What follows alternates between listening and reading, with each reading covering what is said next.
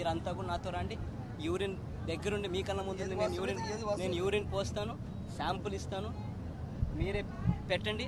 పెట్టిన తర్వాత ఈ డాక్టర్లు నిజంగా మంచి వాళ్ళ, ఈ డాక్టర్లు కరెక్ట్గా చేస్తూ ఉన్నారా, ఈ హాస్పిటల్ కరెక్ట్దేనా, గవర్నమెంట్ యంత్రాంగం అన్నది కరెక్ట్గా ఉందా, ఒక మనిషి జీవితంతో ఈ మాదిరిగా చెలగాటలాడడం రాజకీయ అవసరాల కోసం నిజంగా ఈ స్థాయికి స్పెషల్ స్టేటస్ అన్నది నిజంగా ఎవరికంటే అవసరం? జగన్కి ఏం అవసరం లేదు స్పెషల్ స్టేటస్, జగన్కి అన్నీ బాగానే ఉన్నాయి. కానీ స్పెషల్ స్టేటస్ ఎవరికి అవసరం? ఆ చదువుకున్న పిల్లల కోసం, ఉద్యోగస్తుల కోసం, ఉద్యోగాల కోసం ఎదుగుతున్న ఆ పిల్లల కోసం ఇవాళ కోసం పోరాటం చేస్తూ ఉన్నాం. ఆ ఏంటో మన జగన్మోహన్ రెడ్డి గారు మాట్లాడేది నాకేమీ అర్థం కాలేదు. మీకు ఏదన్నా అర్థమైతే కింద కామెంట్ పెట్టండి.